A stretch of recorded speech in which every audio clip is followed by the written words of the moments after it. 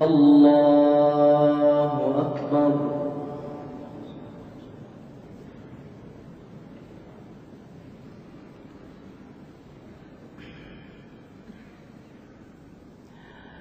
الحمد لله رب العالمين الرحمن الرحيم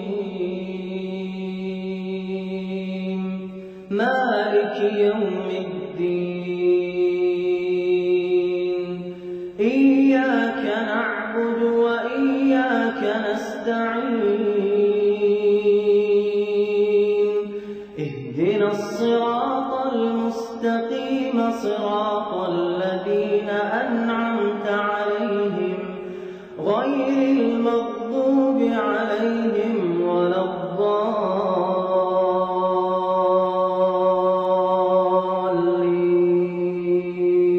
آمين.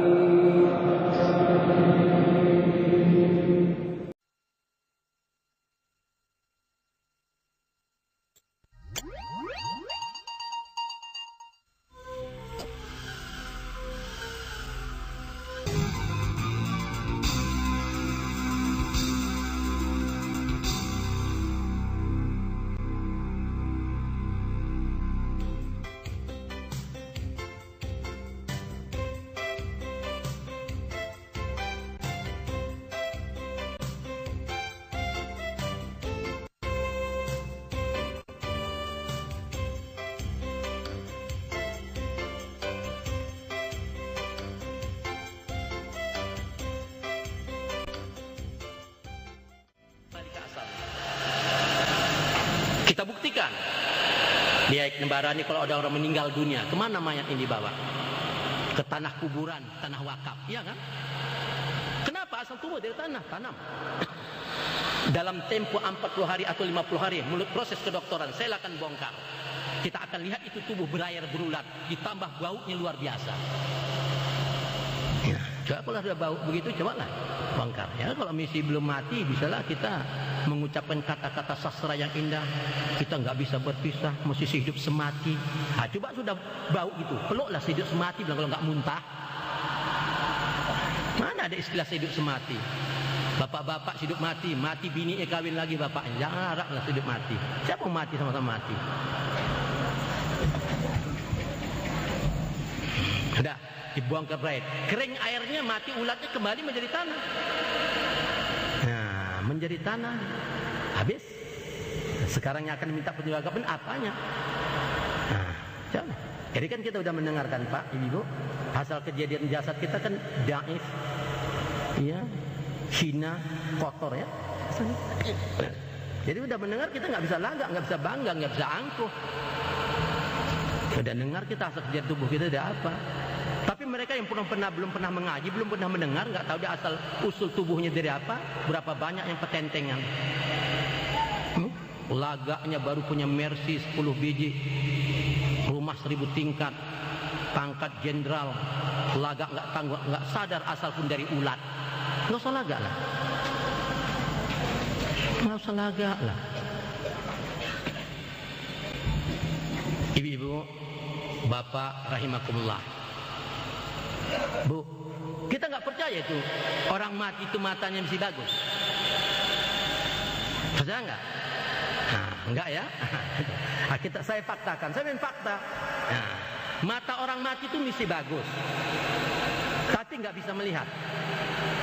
Ya, nah, telinganya mesti bagus, nggak bisa mendengar. Tangannya mesti bagus, nggak bisa memegang. Nah, buktinya mata mesti bagus. Nah, mari saya buktikan. Sekarang udah banyak di Jakarta. Sebelum bapak ibu-ibu meninggal dunia, mau donor mata. Menyumbangkan mata. Banyak di Jakarta, ya. Banyak itu mendonorkan mata. Soal hukum gak usah kita bahas malam ini. Ya, kami donor mata. Nah, kita amanahkan. Pak dokter itu biasanya dokternya 2, saksi 2. Pak dokter, saya akan sumbangkan, dermakan mata saya. Maka dia boleh akte apa ya, donor itu ditandatangan dokter, Pak. Sudah, ini amanah. Itu sudah ada aktenya. Kemudian kita meninggal dunia, dapat informasi kepada dokter bahwa yang akte donor itu sudah meninggal. Diambil dokter ini, mayat dibawa ke rumah sakit, diambillah matanya dengan alat medis ya, plak, ambil. Baru ditaruhkan kepada orang buta. Nah, taruhkan orang buta. Orang buta itu bisa melihat berapa banyak orang buta. Coba asal jangan udah rusaklah urat matanya. Nah, taruhkan itu. Ya, taruh kemana? Orang buta itu bisa melihat. Ya.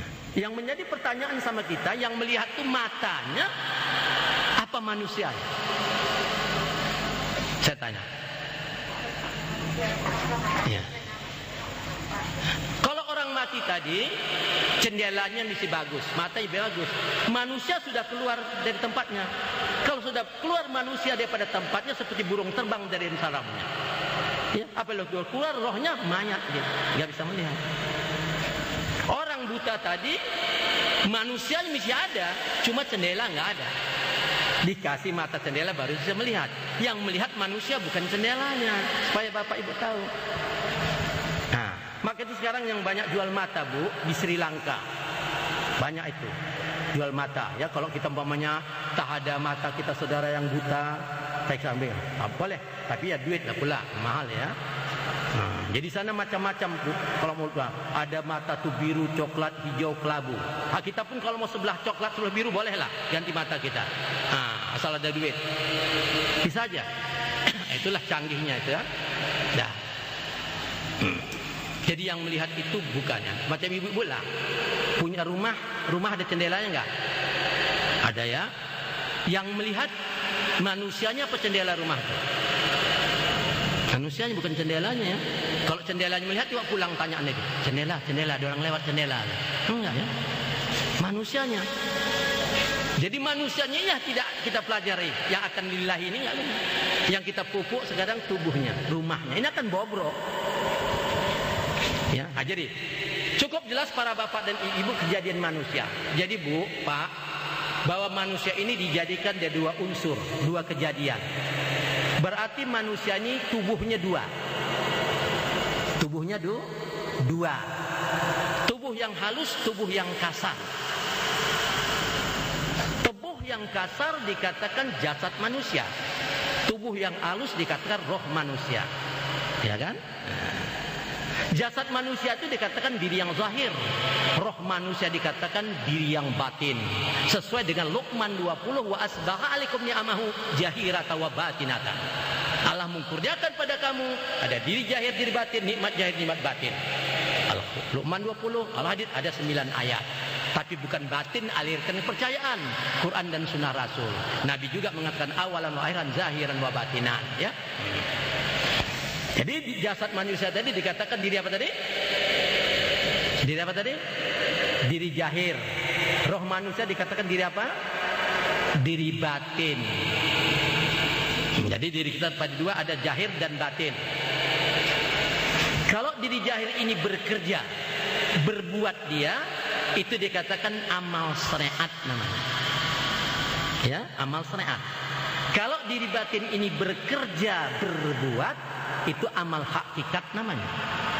Jadi amal kita cuma dua macam kata Rasulullah, syariat dan hakikat. Kata Allah juga, as-syari'atu bila hakikatu atilah, wal hakikatu bila syari'atu batilah. Kalau bersyariat saja tanpa hakikat, atilah, kosong melompong, sia-sia, capek sajalah kapan Nabi perukuk sujud. Hakikat tanpa syariat batal, tidak sah. Bersyariat tanpa berhakikat, bertubuh tak bernyawa. Berhakikat tanpa syariat, bernyawa tak bertubuh. Kita ada tubuh dan nyawanya. Sejelas-jelas saya bisa. Jadi kita dua macam, syariat dan apa tadi? Hakikat. Dah. Tolong bapak tunjukkan yang mana amalan syariat itu. Syariat Rasul itu mana? Syariat Nabi. Yang dikatakan amal syariatnya macam mana? Supaya jelas kita. Yang dikatakan amal syariat bu, pak, kauli dan fi'linya, ucapan dan perbuatannya. Itu amal syariat. Amal syariat dapat dilihat, dapat didengar. Apa diucapnya bisa didengar, apa kerjanya sujud dapat dilihat. Itu amal syariat. Jadi amal syariat itu ucapan dan perbuatan. Jadi kalau kita sembahyang baru pandai membaca, baru pandai berbuat, itu amal syariat. Amal jahir, amal luar namanya. Yang mana akan amal hakikat? Qalbinya, hatinya. Instruksi Allah dan Rasul, setiap kita memperhambakan diri beramaliyah, alatnya 3 macam, qalbi, qawli, fi'li, hati, ucapan dan perbuatan. Kan itu semua. Ada rukun sembahyang 13 perkara yang wajib. Ada rukun 13 pada rukun qalbi, qawli dan fi'li.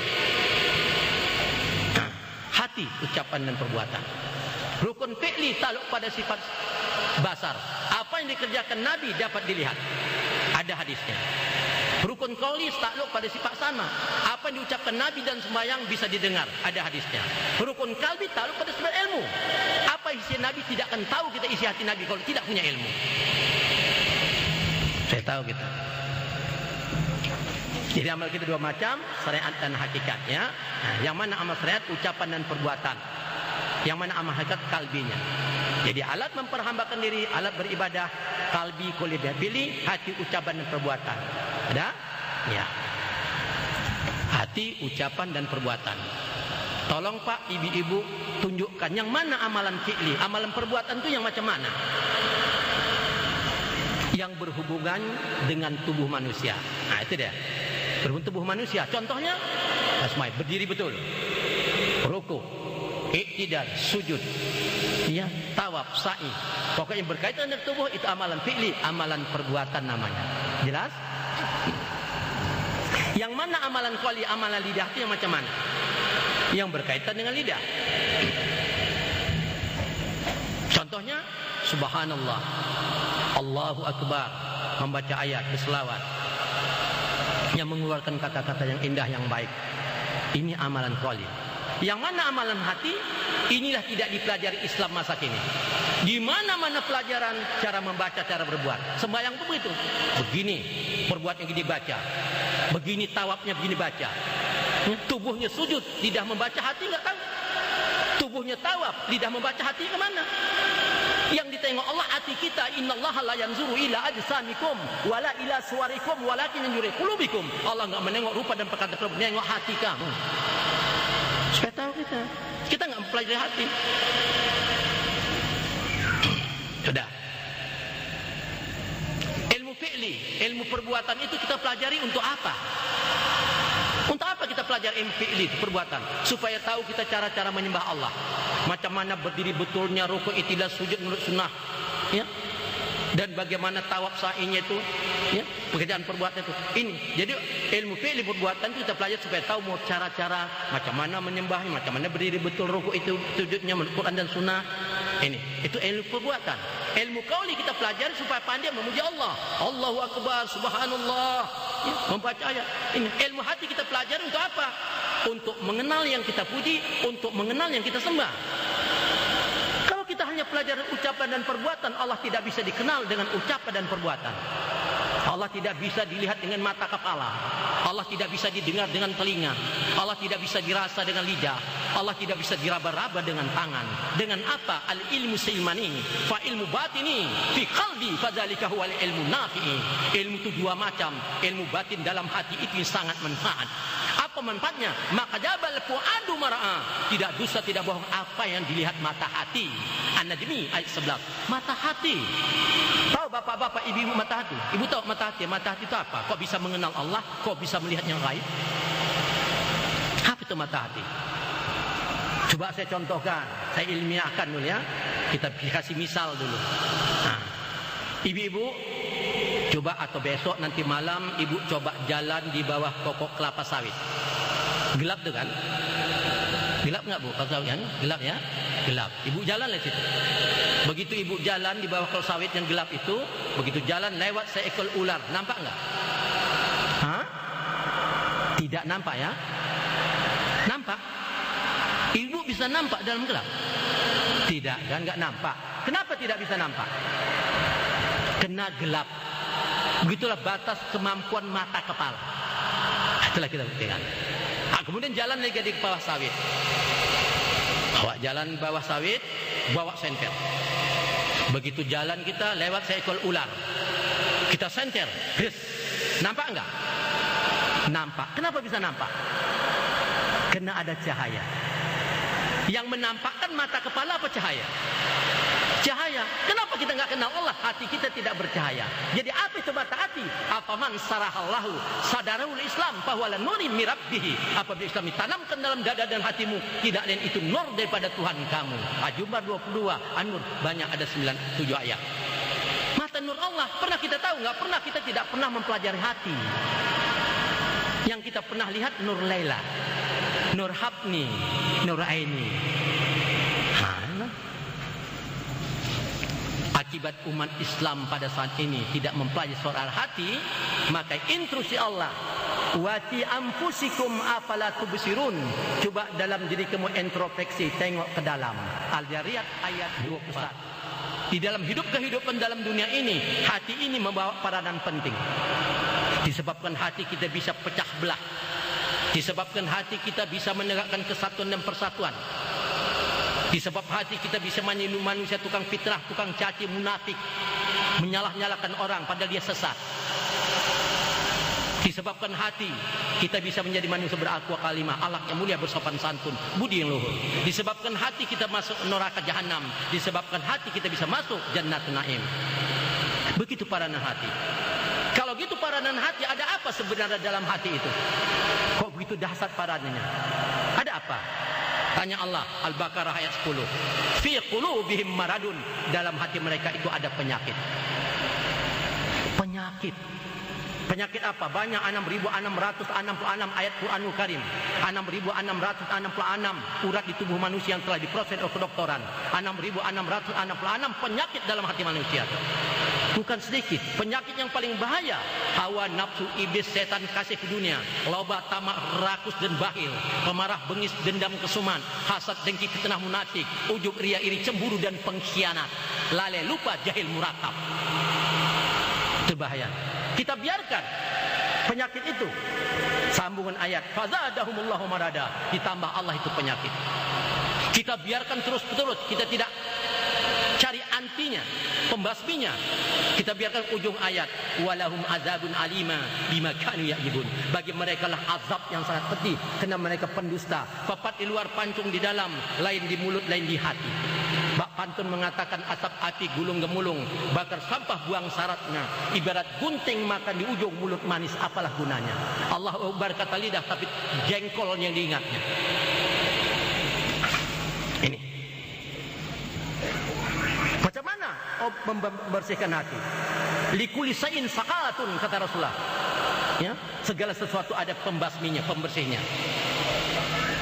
Alat membersihkan tubuh manusia pakai air. Menurut ilmu fikih, tandanya bersih, hilang bau, hilang warna, hilang rasa. Alat menyucikan hati pakai apa? Ya, baca istighfar bu ya, istighfar kan gitu ya. Kalau membersih hati, kata Ustaz, baca banyak baca istighfar. Astagfirullahaladzim, ya bu, betul? Baik, istighfar letaknya di mana bu?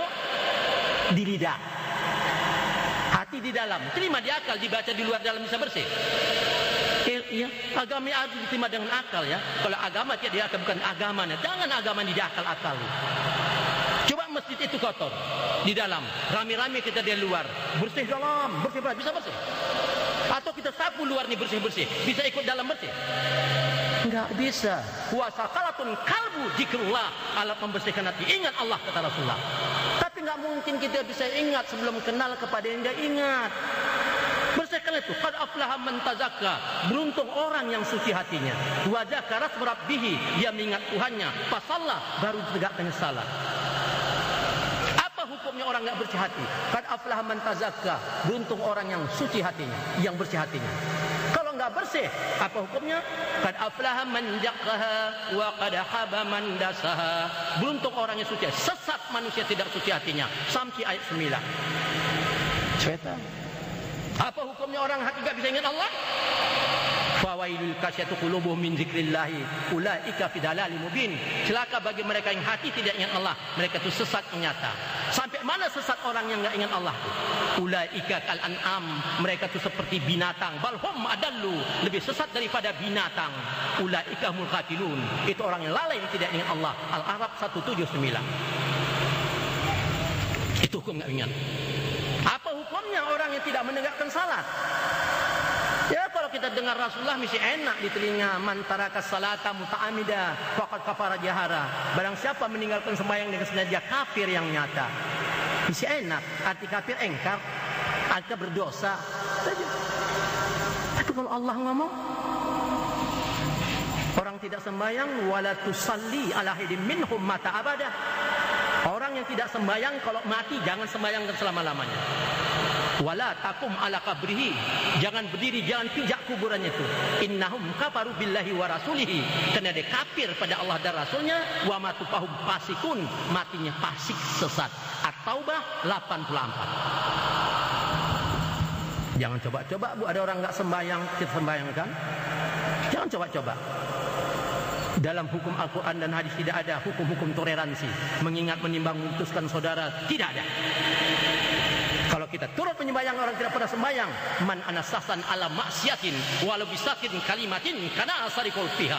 Barang siapa membantu orang yang telah berbuat maksiat walaupun satu patah kata, sufa kamu dengan dia. Rahul Bukhari Muslim.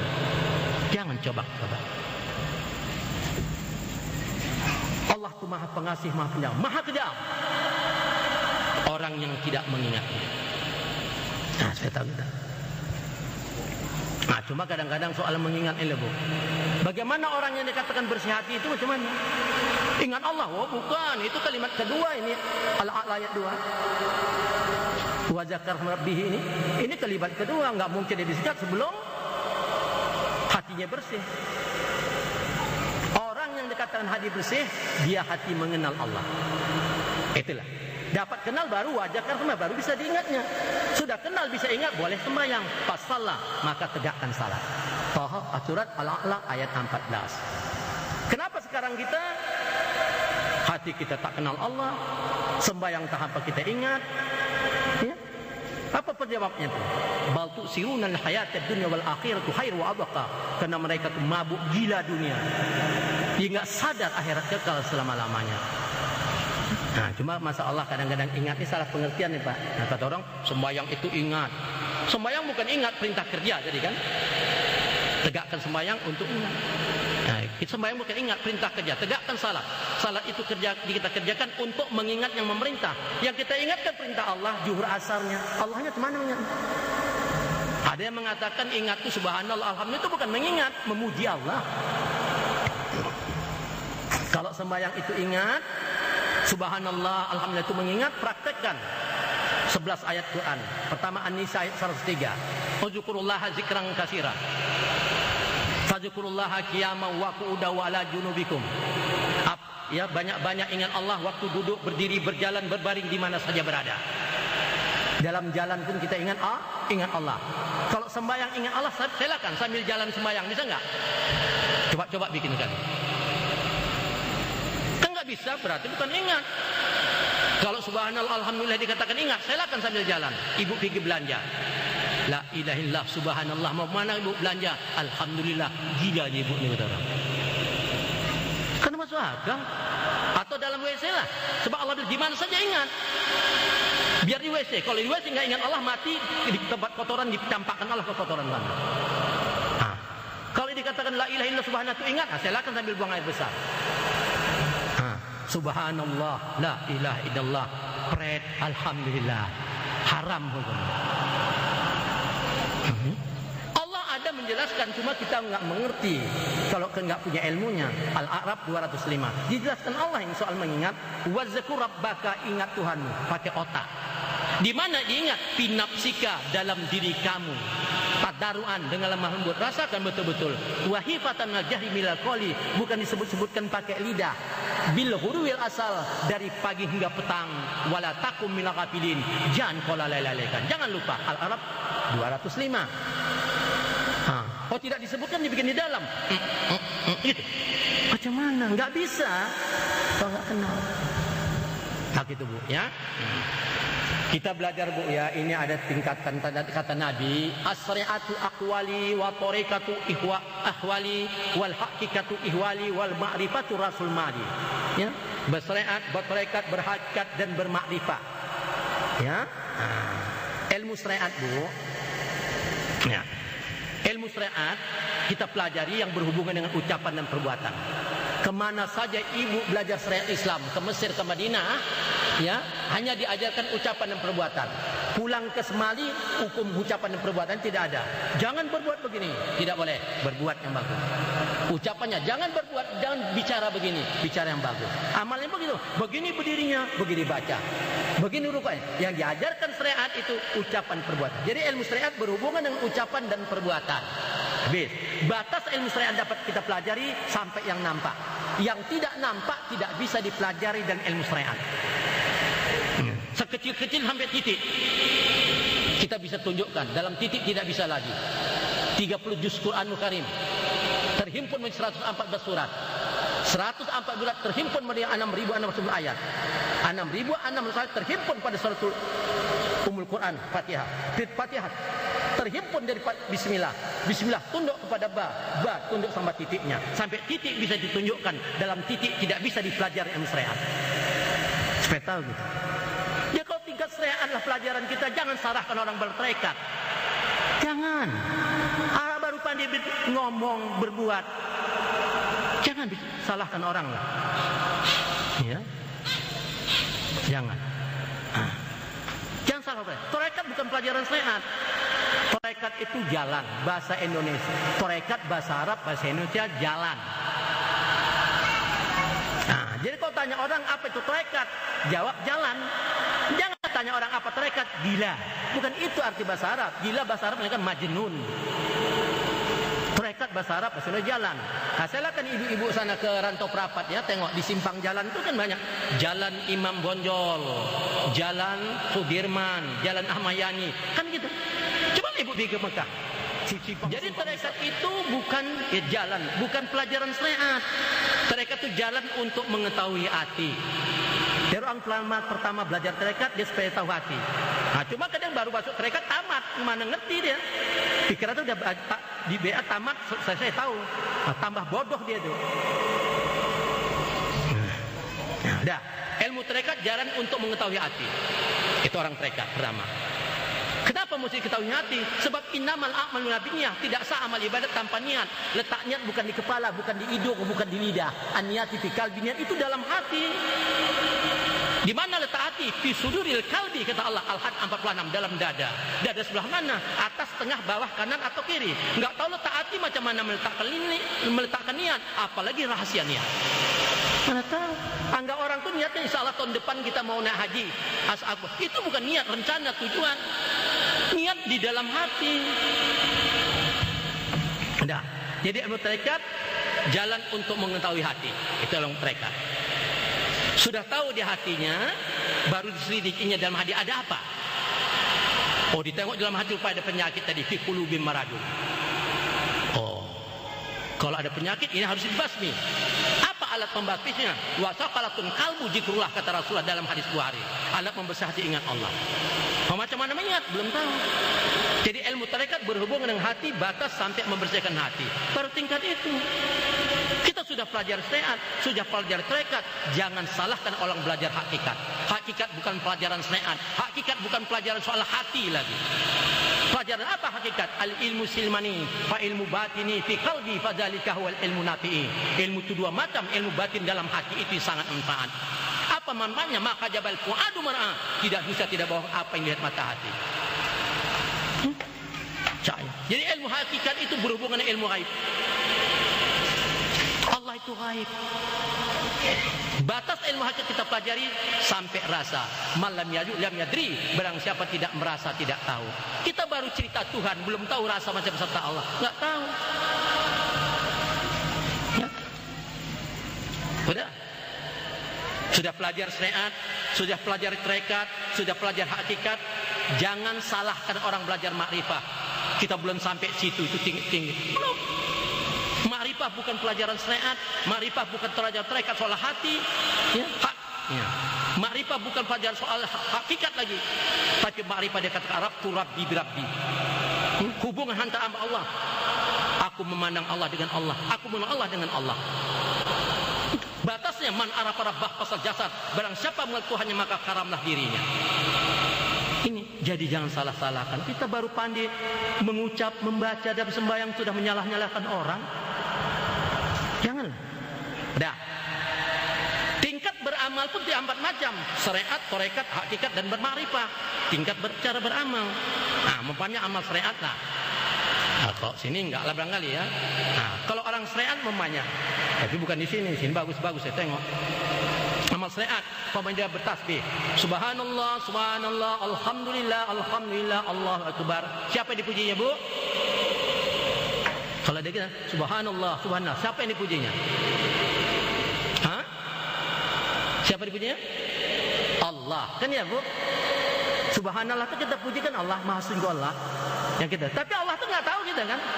Serupa Cina tuh. Cina apa nih? Langit dan bumi Allah yang bikin lah kata. Tapi nggak tahu Allah tuh. Sama dengan beo-beo itu. Allahu Akbar, pandai dia. Tapi nggak tahu dia. Beo itu kan binatang. Itu mah kata Allah. Ulaika kal'am, mereka seperti binatang, balhum adalu, lebih sesat daripada binatang. Pandai mengucapnya nggak tahu. Supaya tahu. Jadi pandai subhanallah, tapi nggak tahu dia. Allah itu mana? Itu tingkat syariat. Tarekat enggak? Subhanallah, subhanallah, siapa yang dipujinya? Hah? Allah, sama saja dengan syariat kalau gitu. Orang tarekat subhanallah, subhanallah, yang dipujinya, yang diingatnya itu Allah sesuai dengan Quran. Wa dzkur rabbaka, ingat Tuhanmu di mana? Fi nafsika, dalam diri kamu. Yang diingatnya. Nah, itu sudah tahu. Tingkat hakikat enggak lagi. Subhanallah, subhanallah, siapa yang dipujinya? Bukannya diingatnya, yang dirasakannya. Malan yajlam dari berang siapa tidak merasa, tidak tahu. Macam mana rasa Allah? Wa huwa ma'akum aina ma kuntum, Allah beserta kamu di mana saja kamu berada. Coba akan sertakan diri ibu sama es, apa rasanya? Bu? Coba dekatkan diri ibu sama apa rasanya? Sama es? Dingin. Coba sertakan diri bapak sama api, apa rasanya? Panas. Coba sertakan diri bapak ibu-ibu sama Allah, apa rasanya? Itu yang tak tahu aku. Macam mana mau tahu? Coba. Itu tingkat hakikat. Dirasa. Tingkat ma'rifah bukan lagi subhanallah, subhanallah. Siapa yang dipujinya? Bukannya diingatnya, bukan dirasakannya. Antas hada Allah ilah, yang disaksikannya. Begitu jelas dan terang. Allah itu gaib bagi yang tidak mengenal. Bagi yang mengenal Allah itu nyata dan terang. Coba. Bu, bapak kalau belajar dengan ustaz, Bu, tanya, Bu. Jangan ragu-ragu. Kalau ustaz itu mengerti, kalau nggak mengerti berhenti dari ustaz. Tanya aja, Ustaz, saya bingung Ustaz. Kenapa, Bu? Bingung. Kalau sembahyangnya kita menyembah siapa, Pak Ustaz? Tentu dia menyembah Allah, kan ya? Kalau menyembah Allah itu lebih bingung saya. Kalau sembahyang kita menyembah Allah, Allahnya dibuka di atas atau samping, Ustaz? Tolong tanya Allah. Oh, mana tahu, kalau nggak tahu apa disembah? Oh, sembahyang aja. Nampak nggak dapat sih? Tahu nggak tahu? Allah punya tahu. Memang tahu, yang tahu. Kalau nggak ingat sesatnya. Dah. Tanya Ustaz, kita kalau sembahyang mesti menghadapkan muka sesuai kita wajahku. Muka yang mana Ustaz kita hadapkan? Tanya dia. Udah, perintah lagi. Kita sembahyang seakan-akan kau lihat ini. Bingung Ustaz, macam mana melihat Allah Ustaz? Di mana lihat? Di muka apa lihat? Suruh Ustaz baca syahadat. Asyhadu an la ilaha, apa artinya Ustaz? Tentu dia artinya aku naik saksi dan ya, macam mana menyaksikan Allah Ustaz? Jangan pembohong kita, pandai mengucapkan enggak bida. Tanya itu biar sadar Ustaz itu. Ini sekarang ini ditakut ke Rasulullah. 120 hari lagi Rasul meninggal dunia. 4 bulan lagi mau meninggal, dikumpulkannya sahabat. Hadir sahabat waktu itu 60 sahabat. Baca hadis 2 hari. Tabrani. Apakah Rasulullah? Ya ayuhal ikhwan, wahai saudara-saudaraku sekalian. Ya'ti 'alan nas zamanu la yabqa minal islami ila ismuhu. Akan terjadilah bagi manusia di zaman akan datang Islam itu tinggal nama. Wala minad dini ila rasmuhu. Agama itu tinggal model, tinggal bentuk, tinggal keturunannya lagi. Wala minal Qur'an ila darsuhu. Quran itu tinggal diucapan, tinggal di bibir. Yu'amiru masajidahum wa huwa arabun an zikrillah.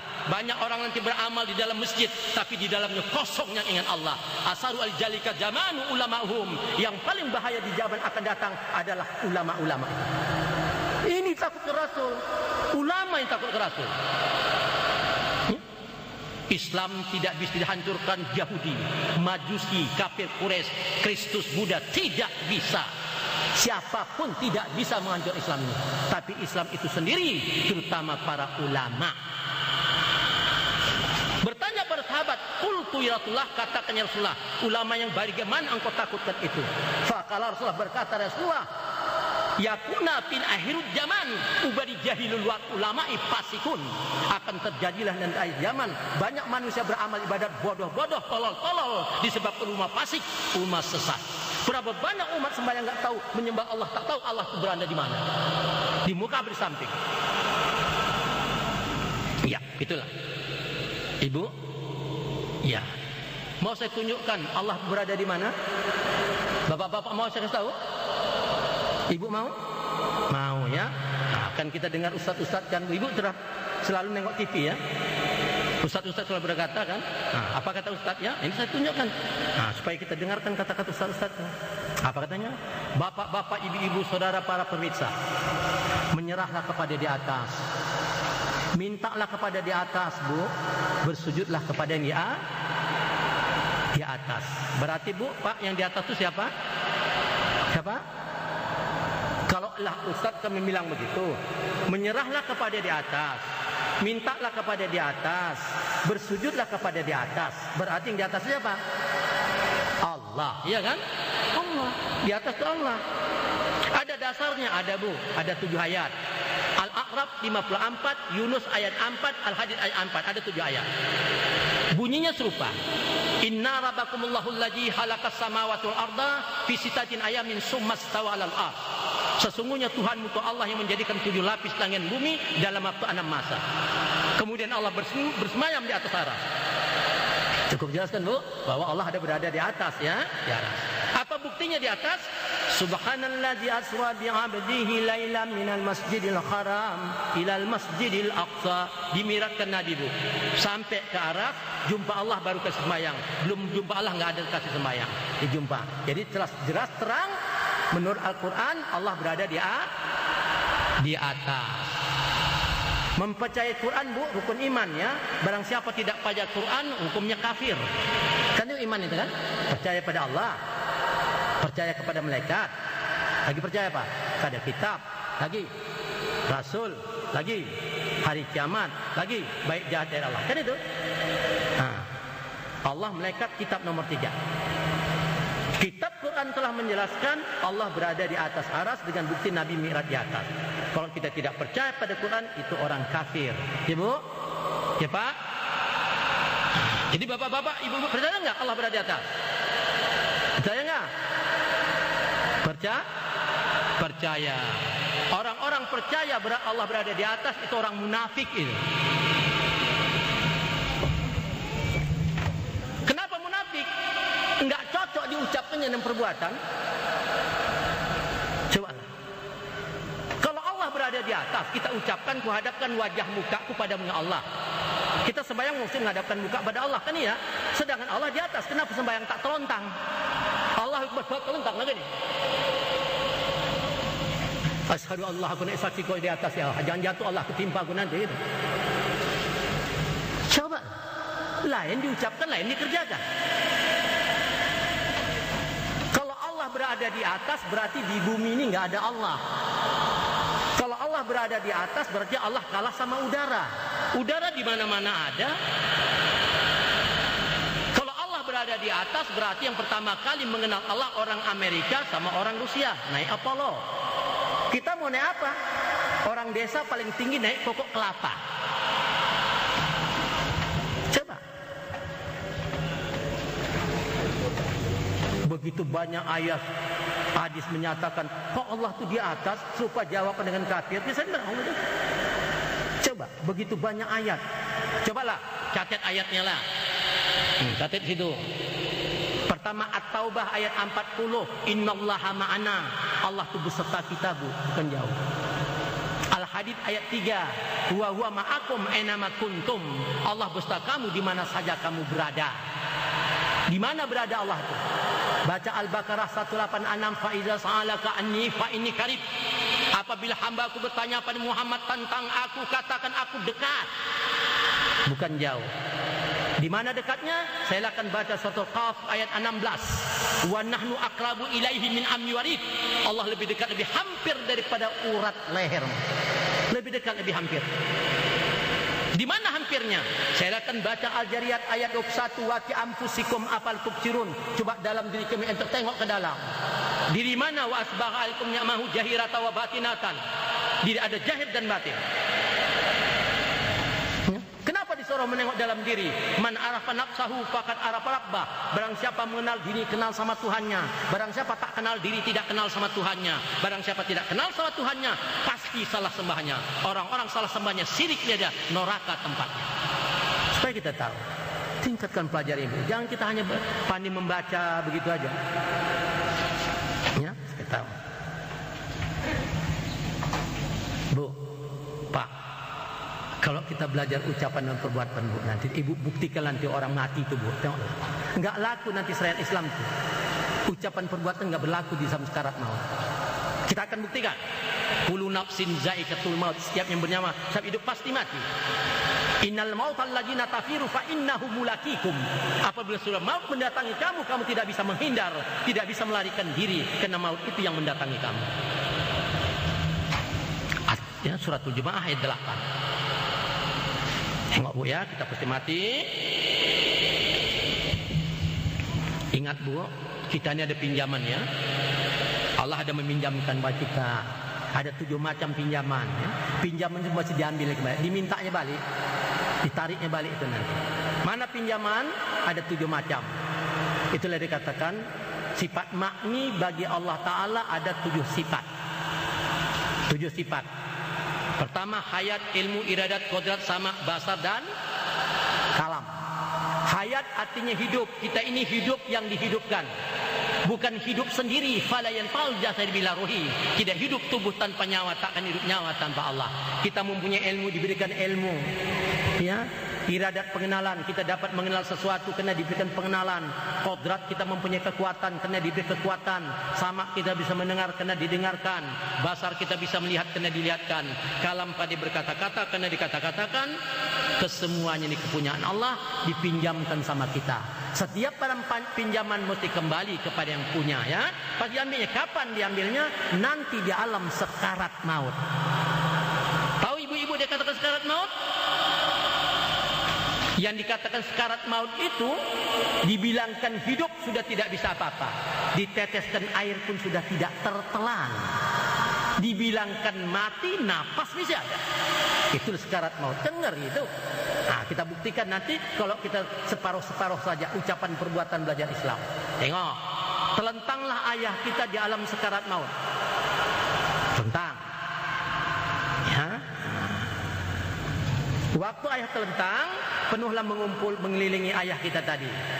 Siapa mengelilinginya? Cucu-cucunya, anak-anaknya, ibu kita, kakak, abang, saudara, jiran, kerabat, tetangga kita mengelilingi ayah kita di dalam sekarat maut.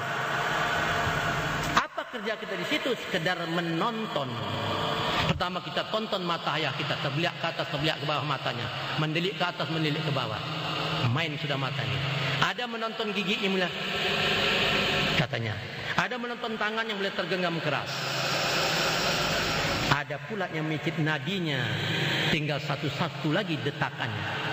Dan ada pula yang membacakan Yasin.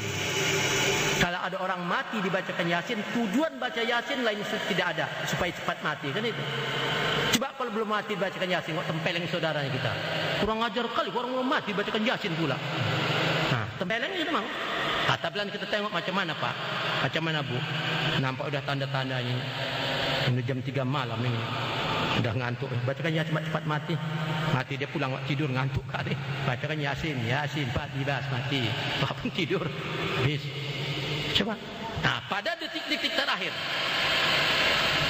Bukan detik-detik kemerdekaan. Detik-detik terakhir dia angkat Allah sifat makni yang 5. 7 tadi. Iradat, kodrat, sama, basar, kalam. Pengenalan, kekuatan, pendengaran, pandangan, ucapan diangkat Allah. Miliknya dia punya. Siapapun tidak bisa menghalang. Tinggal 2 sifat makni. Hayat dengan ilmu. Napas dengan ilmu. Kalau berilmu. Tinggal satu-satulah napas ayah kita tadi. Datang Rasulullah berkata, lakinu mautakum la ilaha illallah. Ajarkan olehmu kepada orang yang akan mati, tidak ada Tuhan selain Allah. Ajarkan, bisikan di telinganya, la ilaha illallah. Telinga sudah peka, nggak ada arti sama dia. Tunjukkan ayat Quran di matanya, mata sudah buta. Suruh baca Quran dia. Pernah juara musabakah, ya, juara dunia 1000 kali. Suruh baca, lidah sudah keluh, tidak ada juara sekarat maut. Suruh bangkit, ayah, tegaklah ya, bangkitlah ya, ambil uduklah ayah, salatlah ayah. Tinggal berapa menit lagi ayah di muka bumi, cepat tegaklah ya. Iradat kodrat tidak ada lagi. Deking tidak ada deking. Yomalayan paumalun wala banun. Siapapun tidak bisa menolong kamu sekarat maut. Anda tolan kaum kerabat anak bini harta karun. Tidak bisa. Coba ilmu apa? Ya. Lakinu mautakum la ilaha itu bukan untuk orang yang mati. Ajarkan kepadamu orang yang akan mati. Yang akan mati ini kita, kullu nafsin dha'iqatul maut. Maka belajar mengenal Allah, bukan orang mau mati. Nah, salah, orang sudah mau mati diajar. Nggak mungkin. Kita ini yang akan mati. Nah, jadi, cobalah. Kalau sudah begitu, ilmu apa mau dipakai? Kalau ilmu pandai ucapan perbuatan, dibisikkan orang telinga peka, tunjukkan ayat mata buta, suruh baca lidah keluh, suruh bangun anggota lumpuh dan kaku. Ilmu apa? Coba berbalas pantun kita malam hari ini. Apa kata pantun? Pohon jelatang di tepi laut, gugur bunganya dimakan ikan. Kalaulah datang malaikat maut, ilmu apa mau digunakan? Ilmu lidah keluh, mata buta, telinga peka, ilmu apa? Coba jawab pantun saya. Bisa? Apa jawabnya? Orang nelayan pergi ke laut, pukat dibawa penangkap ikan. Kalaulah datang semalaikat maut, ilmu hakikat itu gunakan. Sesuai dengan firman Allah, yauma la yanfa'u malun wala banun illa man atallahi biqalbin salim. Siapapun tidak bisa menolong kamu sekarat maut. Anda tolan kaum kerabat anak bini harta karun kecuali hati taslim yang ingat Allah. Aswara 88. Ya, tingkatkan Bu. Tambah hari, tambah minggu, tambah bulan, tambah tahun, maut tambah dekat Bu. Siapkan diri. Jangan belajar ucapan dan perbuatannya ya. Gak ada arti nanti. Apalagi nanti ibu-ibu berangkat haji nggak punya ilmu Bu. Aduh. Di sana itu apa nih? Baitullah. Apa arti Baitullah? Rumah Allah. Iya. Pernah saya waktu di Pondok Gede bersama-sama waktu sama Azwar Anas, sama Faisal Tanjung, Panglima Abri Debari. Setelah saya tanya, Pak Faisal, saya mau bertanya. Ah, nggak mau. Kalau Buya tanya, saya nggak. Yang pantas saya bertanya, bukan itu Pak Faisal. Ini yang saya tanya kenyataan. Waktu Pak Faisal berangkat naik haji sama Pak Harto, itu tanya, oh itu bolehlah. Jangan tanya macam-macam, agak nggak ngerti aku kan.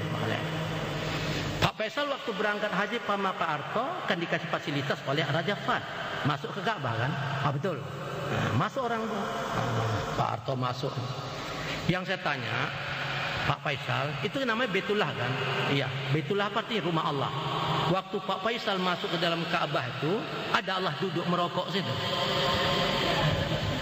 Oh enggak ada. Jadi ada apa di dalam? Enggak ada apa-apa. Enggak ada apa-apa. Kenapa dikatakan Baitullah? Coba, itu blong aja Bu, kosong aja itu. Dulu zaman waktu sampai hijrah di Madinah, dimasukkan alata dan sudah patung di sini. Kembali direbut Rasulullah Mekah itu dikeluarkan itu. Coba kalau itulah rumah Allah, berpikirlah kita. Yang membangun Ka'bah itu siapa? Manusia. Ya, gotorongnya baik. Masa rumah Allah manusia membikin kecil kali, sempit kali rumah Allah. Kenapa dikatakan itu Baitullah?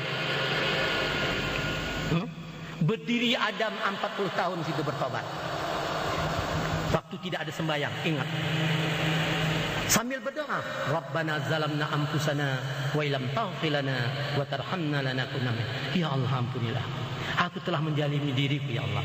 Jika engkau tidak ampuni aku menjadi manusia merugi nanti. Berikanlah aku rahmat. 40 tahun. Di situ dibangun Ka'bah. Maka itu dikatakan Baitullah bukan rumah Allah, tempat mengingat Allah. Jadi kalau nggak ingat, innamal musyrikuna najasun fala yaqrabul masjidil haram. Sesungguhnya orang yang musyrik hati tidak ingat Allah itu najasun, najis kotor, diharamkan menghampirinya. Di luar aja Arab, apalagi masuk ke dalamnya. Tidak boleh. Supaya tahu kita. Jadi maka itu ada hadis berkatakan nanti di akhir zaman Ka'bah itu banyak yang tawaf binatang-binatang. Kita bingung belum punya ilmu. Dari mana pula binatang bisa masuk? Sedang itu pintu-pintu dijaga ketat. Rupa sudah punya ilmu baru kita tahu. Ulaika al-an'am. Mereka itu seperti binatang, balhum adallu, lebih sesat daripada binatang. Ulaika mughafilun. Itu orang lain yang tidak ingat Allah. Al-Arab banyak yang binatang.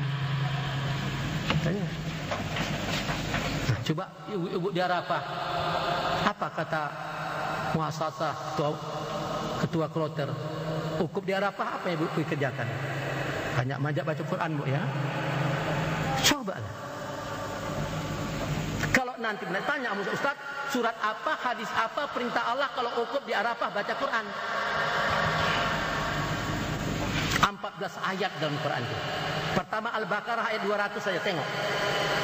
Fa'iza qaditum manasikum fazkurullaha katsira. Apabila kamu melaksanakan haji, banyak-banyak ingat Allah. Macam mana bisa ingat? Belum kenal. Kalau disuruhnya baca Quran, macam-macam kita ingat nanti. Dibaca Tabat teringat Abu Lahab, baca Amtara tentara gajah. Dibaca surah Al-Maidah, diharamkan atas kamu makan darah, diharamkan atas kamu makan bangkai, diharamkan atas kamu makan daging babi, kepandang awak muncung babi di Rafah sana. Arti ukuf itu apa? Berhenti. Apa diberhentikan? Inna sama wal basar wal fuad. Hentikan ingatan, pandang, pendengaran. Itulah. Ingat Allah. Hentikan ingat pandangan. Itu ukuf, berhentikan.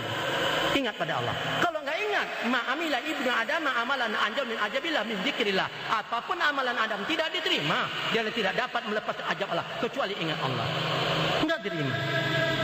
Habis masuk kita haji mabrur, dia jadi mabur. Mabur ke sana, mabur ke sini, sampai di sini menjadi ajinomoto namanya.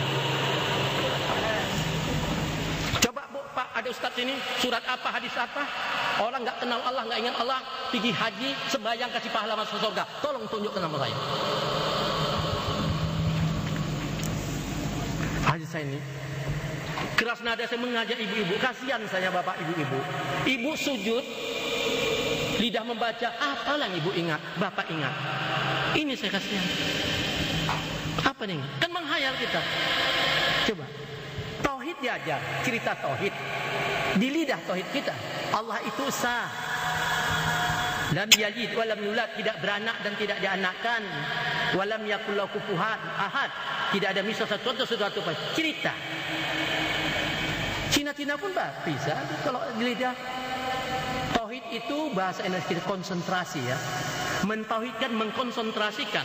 Arti tauhid mengesahkan Allah. Arti esa jangan duakan Allah, satukan. Apa disatukan? Perintah Allah 7 ayat Isra 36. Inna sama wal basar, satukan ingatan, pandang, pendengaran.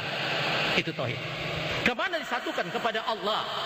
Di mana tempat menyatukannya? Qalbul mukminin baitullah, hati orang itu rumah Allah. Macam mana cara menyatukannya? Mutu gabla anta mautu, coba matikan dirimu sebelum engkau mati. Apa yang dimatikan? Coba matikan ingatan, pandang, pendengaran. Kalau enggak punya ilmu, dimatikan ingatan, apa mau diingat? Dimatikan pandangan, apa mau dipandang? Dimatikan mendengar, apa mau didengar? Itu tauhid. Coba. Bu, yang terakhir sampai ya, setengah 12. Dari jam 10 sudah 1,5 jam. Ibu-ibu capek belum? Ibu-ibu capek belum? Enggak jawab ya, tapi kalau capek saya tutup aja ya. Bapak-bapak sudah capek belum? Masih sanggup mendengarnya? Bapak ya, suara saya nada keras ya. Tugas saya wabali menyampaikan ayat. Kata-kata Allah dan Rasul saya sampaikan. Kalau bapak ibu marah sama Allah dan Rasul. Saya itu menyampaikan. Ya, Bu, apa sebab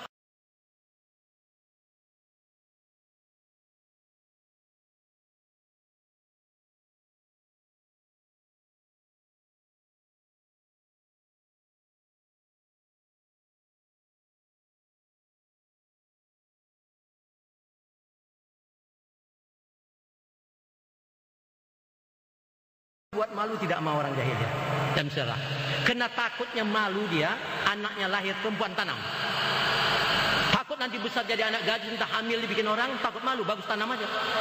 Ah, gitu orang jahiliyah. Jangan kena takut malu. Kita kan enggak sekarang. Lahir anak coba dibaca koran di TV, campakkan tong sampah, diparet, solokan, dicampakkan orang. Lebih parah zaman jahiliyah. Ya kan? Nah, orang jahiliyah belum pernah dalam sejarah bapak kandungnya menodai anak kandung. Belum pernah. Tadi aja TV sudah dijelaskan. Ya. Nah, banyak di aplikasi Tangerang, bapak kandung menodai anak kandung. Sudah terjadi. Orang jahiliyah enggak mau itu. Ini orang Islam semua. Zaman jahiliyah tidak pernah anak kandung menodai mak kandungnya. Tengok waktu di Bekasi. Coba diancam ibunya. Sampai ibu mengatakan, aku ibumu nak. Kalau sudah hafal kali dikasihnya 500.000, pergilah nak. Pergilah sana. Tidak. Buktikan mak gak mau. Terpaksa. Anak kandung menodai mamanya. Zaman jahiliyah nggak ada. Kenapa Pak ibu-ibu bisa terjadi begitu? Kenapa ya? Mari saya jelaskan. Ya, saya jelaskan ini udah bangkrut kali ini. Tadi dalam Quran surat Az-Zumar ayat 22 tadi ya. Fawailul kasyatu qulubuhum min dzikrillahi ulaika fi dalalin mubin. Celaka bagi mereka yang hati tidak ingat Allah, mereka sesatnya nyata. Orang yang ingat Allah itu hukum Allah sesatnya nyata. Dalalah sesat mubin nyata. Kalau sudah sesat sampai mana sesat orang itu? Jelaskan Al-A'raf 179 tadi kan. Ulaika kal an'am, mereka itu seperti binatang, balhum adalu, lebih sesat daripada binatang. Ulaika humul ghafilun, itu orang yang lalai tidak ingat Allah. Ya. Nah, yang enggak ingatlah lebih sesat dari binatang. Yang ingat Allah itu hamba Allah. Ana ma'abdi mazakarni, aku berserta dengan hamba aku ingat aku kata Allah. Jadi enggak ingat itu lebih sesat daripada binatang. Binatang. Coba Bu ya. Suami istri sekarang. Suami istri. Istrinya sudah belajar, sudah bisa kenal mengingat Allah. Suaminya belum. Waktu dia seksual bersama, berarti si istri dikerjai binatang. Dah. Sekarang lakinya pula sudah bisa ingat Allah, sudah kenal Allah. Istrinya belum. Waktu dia sama, berarti suami mengerjai binatang. Sama-sama tak ingat, sama-sama binatang. Lahir anak binatang. Apa enggak kacau gitu? Quran membilang. Itulah hancurnya. Jadi ini semua ulama menghancurkan ini. Sampai Rasulullah bersumpah, "Wallazi nafsi Muhammadin biyadihi la taftariqu ummatin ala salasin wa sab'una firqah." Demi Allah, nyawaku di tangan Tuhan. Setelah nanti aku tidak ada, umatku akan berpecah-pecah bergolong-golong menjadi 73 golongan, 73 firqah. Fawaidatun fil jannah, hanya satu golongan saja masuk ke surga. Wasintani wasabaunat finnar, yang 72 bulat-bulat masuk neraka. Waman hum fil jannati ya Rasulullah, siapa yang mereka yang masuk surga ya Rasulullah? Qala ahli sunnah wal jamaah. Ya saya nggak bisa jabarkan lagi, panjang nanti sudah mati. Ya. Jadi Islam sudah pecah Bu. Sudah 73 golongan. Tengok di Indonesia berapa banyak Islam. Islam kaum muda, Islam kaum tua, mengaku Islam Muhammadiyah Muhammad, tapi tak pernah kenal Allah. Ya? Islam jamaah, Islam engkara sunnah, Islam Ahmadiyah Kudiyah, Islam Darul Arkam, Islam Jaulah, Islam Sunni, Islam Syiah, Islam Lonjong, Islam Cebol, Islam Gundul, macam-macam Islam di Indonesia. Cobalah. Sampai partai Islam sekarang 26 partai. Pecah Islam. Baca surah Anfal, An-Nahl. Coba baca itu.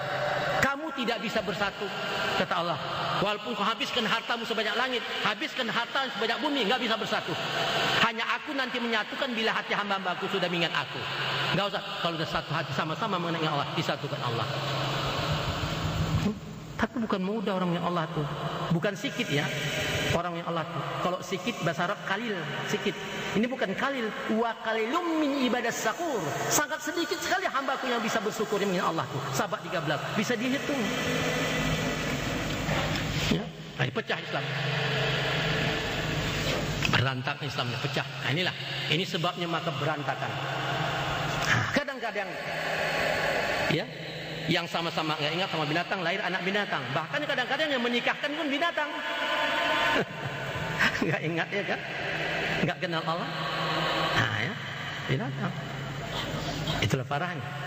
Maka itu bapak dan ibu-ibu, kalau kita sudah punya anak gadis umur anak perempuan umur 10 tahun, ya nanti mungkin 20 tahun dapat pertemuan, ya. Nah, kalau ijab kabulnya itu hanya 7 kalimat, mudah ngapalnya. Mudah ngapalnya. Nah, jangan nikahkan anak sama orang mah, kita langsung. Kalau ijab kabulnya itu kan cuma 37 macam saja bicaranya itu. Nah, perhatikanlah ya. Nah, dihafal. Kalau udah anak kita 10 tahun umurnya, dia sampai 20 tahun nanti baru dia, masa 10 tahun nggak bisa ngapal. 10 tahun nggak terapal, 7 macam saja. Bapaknya anak kita Fatimah, minantu kita yang akan kita nikahkan Ali umpamanya. Coba 7 kalimat saja. Ali, 1. Kunikahkan engkau. 2. Dengan anakku. 3. Siti Fatimah. 4. Emas kawinnya 5. 100.000 rupiah. 6. Tunai 7. 10 tahun nggak terhafal itu. Yang parah lah pula. Kalau ijab kabul 10 tahun tak terhafal. Ya Allah ya Rabbi. Soal tak nikah doa serahkan sama P3 antai. Dia kan pegawai pencatatnya. Serahkan aja. Yang penting kita nikahkan. Tetapkan ingatan kita. Satukan ingatan menantu kita mungkin. Imankan dulu dia. Baru salurkan, tangkap tangannya. Asyhadu Allah. Rasakan macam mana kecinta Allah. Sudah kita sebutkan syahadat sallallahu alaihi wasallam Muhammad Rasulullah. Baru Ali, kunikahkan engkau dengan anakku Siti Fatimah, emas kawinnya 100.000 rupiah tunai. Masukkan di dalam. Nikah jadan batin. Wa asbagha alaikum ni'amahu jahirata wa batinatan. Allah mengkurniakan kedepanmu ada nikmat jahir, ada nikmat batin. Luman. Mana nikmat jahir? Enak melihat, enak mendengar, enak mengunyah, enak memegang, enak melangkah, maaf beri maaf, enak bersama suami istri. Waktu kita merasakan nikmat jahir, kita tidak ingat nikmat batin, dihukumkan jinah batin. Kata Allah, bukan kata saya. Begitulah kemunduran Islam ini sekarang. Ya, tinggal ucapan dan perbuatan, hakikat Islam tidak. Ya, inilah. Nah, jadi hasilnya saya ucapkan pada bapak ibu, peringatan Maulid ini kita akan meniru contoh Rasulullah. Tirulah perbuatan Rasulullah itu. Ya, saya rasa sampai sini. Carilah dunia di dalam dunia, Bu. Di dalam dunia ini, Pak, ada akhirat. Carilah akhirat di dalam dunia. Di dalam akhirat dunia tidak ada lagi. Ngerti kira-kira? Kita mencari dunia dalam dunia inilah. Di dalam dunia ini ada akhirat. Maka kita cari akhirat ini dalam dunia. Di dalam akhirat dunia tidak lagi. Ya? Nah, ya. Yang terakhir, Bu. Nah, yang saya ini bisa cara Ibu beramal dulu. Amal kita, Bu, bukan banyak-banyak ya. Bukan banyak-banyak. Pertama, ingat Allah. Kedua, puji Allah dan Rasul. Ketiga, doa. Keempat, kerjakan. Lain tidak ada. Sembayang begitu, haji begitu, tetap. Nah, sembayang juga. Pertama, ingat dulu. Kalau bisa kenal Allah, ingat. Sebab tujuan sembayang, wa aqimi salat, kita ingat. Sudah ingat. Pertama ingat. Kedua, puji Allah dan Rasul. Macam mana? Allahu Akbar, sami Allahu liman hamidah, puji Allah. Baru puji Rasul. Allahumma salli ala Muhammad wa ali Muhammad kama shallaita ala Ibrahim wa ala Ibrahim, dan puji Rasul. Ingat Allah, puji Allah dan Rasul. Ketiga, doa. Ya, rukuk dan sujud, puji dan doa. Ya.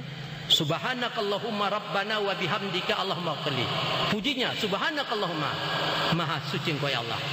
Doanya rabbana, ya Allah Tuhan kami, individu, ya Allah Tuhanku. Puji lagi, wa bihamdika, segala puji bagi Engkau. Doa lagi, Allahumma ighfirli, ampunkan aku ya Allah. Ampun. Duduk antara sujud itu doa mutlak yang perintahkan Jibril pada Muhammad. 8 kalimat. Rasulullah di pintu gerbang Multajam dibacanya. 8 kalimat.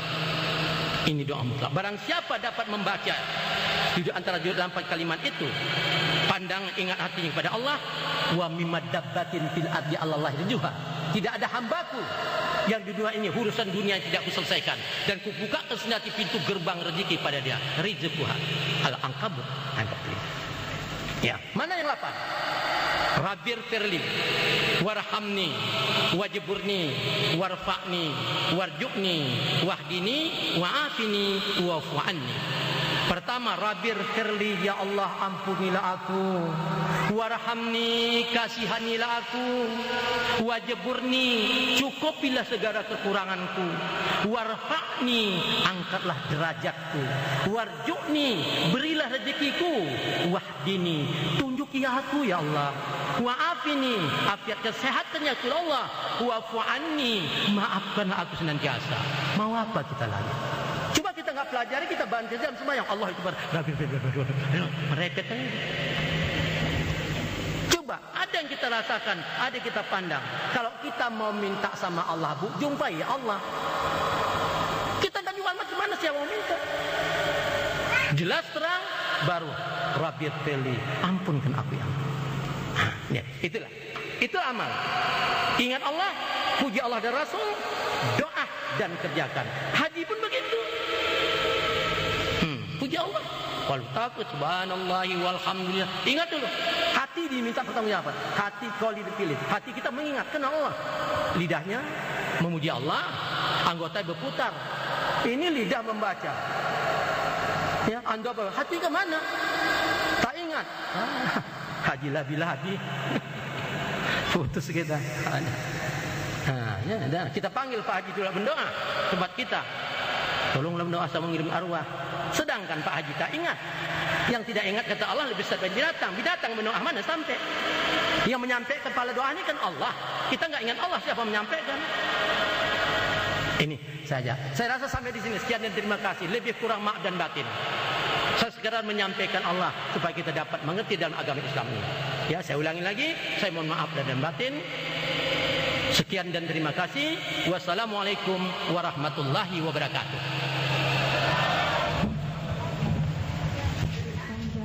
Semoga apa yang disampaikannya dapat kita ambil hikmah dan faedahnya serta dapat kita laksanakan bersama-sama.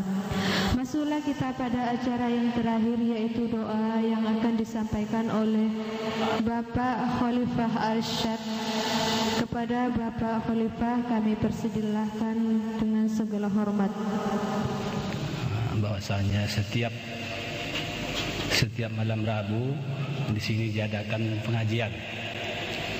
Cuma sekarang sudah dirubah. Nah, dulu sekali seminggu. Dari sekarang sudah dirubah menjadi sini sebulan sekali untuk umum. Sekarang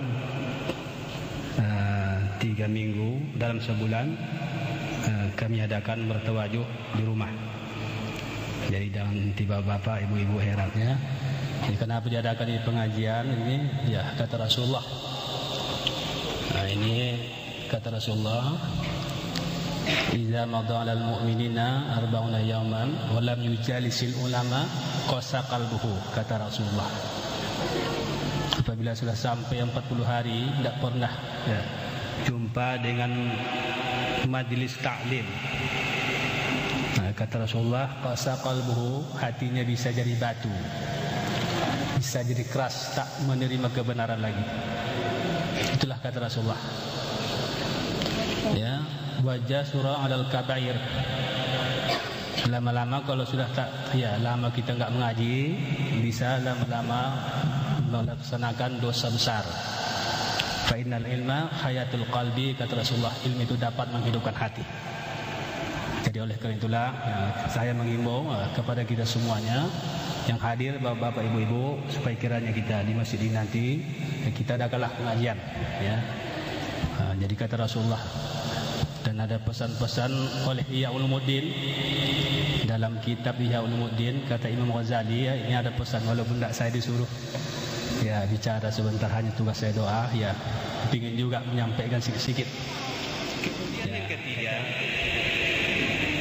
itu katanya Kalau manusia itu nampak kamu sibuk, itu saja kerjaan, menyalahkan diri orang lain, aib orang lain, cacat orang lain sajalah yang dibicarakan.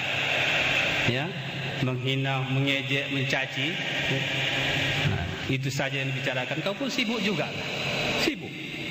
Macam mana sibuknya? Sibuklah, sibukkan dirimu, periksa dirimu, kata Rasul, katanya, cari aib dirimu sendiri. Sampai di mana sudah ilmu, sampai di mana Islamnya, imannya, betul kita sudah apa tidak? Sebab kata Rasulullah, istafti kalbaka wa in aftukal maftun. Tanyalah dirimu sendiri, periksa dirimu sendiri. Sekalipun ada orang memberikan fatwa kepada kamu, sekalipun ada orang memberikan fatwa pengaji ininya, ya tanya diri sendiri, sampai di mana sudah ilmu kita. Sudahkah kita benar? Sudahkah kita Islam? Sudahkah kita beriman? Sudahkah kita betul takwa kepada Allah? Sudahkah banyak amal yang kita sumbangkan? Ya. Jadi jangan kita memeriksa diri orang lain, tapi tanya diri sendiri, sampai di mana sudah ilmu kita. Betul amal kita itu apa tidak? Itu kitalah. Betul kita sudah Islam atau beriman? Tahukah kita sudah iman itu apa? Jangan salahkan diri orang lain. Itu makanya diadakan pengajian di sini. Jadi mana yang kurang jelas silakanlah mengaji, bukan dibeda-bedakan, tidak. Ini kadang-kadang lama-lama macam jantung pisang, Bu, Pak. Ya, mula-mula ada 20 orang, lama-lama tinggal 15, macam jantung. Ini sekarang umat Islam. Sekarang ini mulai sekarang inilah dengan adanya peringatan yang kita adakan ini, ya. Dzurriyyatihi wa li ahlina wa li ahlihi wa li ahwahil muslimin wal muslimat wal mu'minina wal mu'minat sa'ulillahi lahum. Al-Fatihah. Bismillahirrahmanirrahim. Alhamdulillahil alamin arrahmanir rahim maliki yaumiddin. Iyyaka na'budu wa iyyaka nasta'in ihdinas siratal mustaqim siratal ladzina an'amta 'alaihim ghairil maghdubi 'alaihim waladdallin. Bismillahirrahmanirrahim. Alhamdulillahi rabbil alamin. Wassalatu wassalamu ala asyrafil anbiya'i wal mursalin Sayyidina Muhammadin wa ala alihi wa sahbihi ajma'in. Allahumma ja'al salawatika wa barakatika ala sayyidil mursalin wa imamil muttaqin wa khatamin nabiyina wa habibillahi rabbil alamin Sayyidina wa maulana Muhammadin abdika wa rasulika imamil khairi wa qailil khairi wa rasulur rahmah. Allahumma ba'asul maqamal mahmud alladhi yabituhu fihi al-awwalun wal akhirun. Allahumma salli wa sallim ala sayyidina Muhammadin salatan tunjina biha min jami'il ahwali wal afat wa taqdi lana biha min jami'il hajat wa tutahhiruna biha min jami'is sayiat wa tarfa'una biha 'indaka 'ala ad-darajat wa tuballighuna biha aqsal ghayati min jami'il khairati fil hayati wa ba'da al-mamat. Innaka ya maulana sami'un qaribun mujibud da'wat. Amin ya Allah ya qadiyal hajat. Ya Allah ya Rabbi, ampunkanlah kami dari sekalian dosa kami, dosa besar, dosa kecil, zahir dan batin, perkataan kami, kelakuan kami, niat kami yang tersembunyi dan yang nyata, hingga darah yang setitik, rambut satu helai. Sujudlah kami minta ampun padamu ya Allah. Ya Allah ya Rabbi, ampunkanlah dosa kedua ibu bapa kami dan dosa kedua ibu bapa kaum muslimin muslimat yang hidup maupun yang mati. Ya Allah ya Rabbi, Engkau turunkan jugalah bantuanmu kepada kami ya Allah.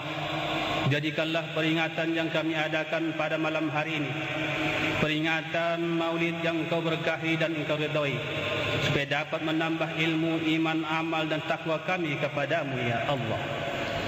Ya Allah ya Rabbi, jadikanlah peringatan yang kami adakan pada malam hari ini ya Allah peringatan yang dapat menjalin persatuan dan kesatuan, sehingga kami dapat seia sekata sehina semalu yang kami berada di Aid Nabari ini ya Allah.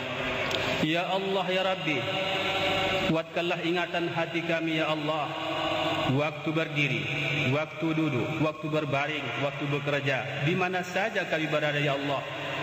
Ya Allah ya Rabbi, hindarkanlah dari dalam hati kami ini saling hasad menghasad, dengki mendengki, fitnah memfitnah, caci mencaci di antara kami sesama umat Islam ini, khususnya di daerah ini ya Allah. Ya Allah ya Rabbi, gerakkanlah hidup diri kami dalam mengenal Allah. Hidupkanlah diri kami dalam mengenal Allah. Matikanlah diri kami dalam mengenal Allah. Tatkala berbangkit mengenal Allah. Ya Allah ya Rabbi, berikanlah kepada kami kebahagiaan mulai dari dunia ini hingga akhirat. Rabbana atina fid dunya hasanah wa fil akhirati hasanatan wa qina adzaban nar. Wa sallallahu ala sayyidina Muhammad wa ala alihi wa sahbihi ajma'in. Walhamdulillahi rabbil alamin. Allahumma salli ala sayyidina Muhammad.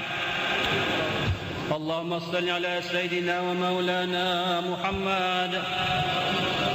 اللهم صل على سيدنا ونبينا وحبيبنا وشفيعنا وزهرنا ومولانا محمد.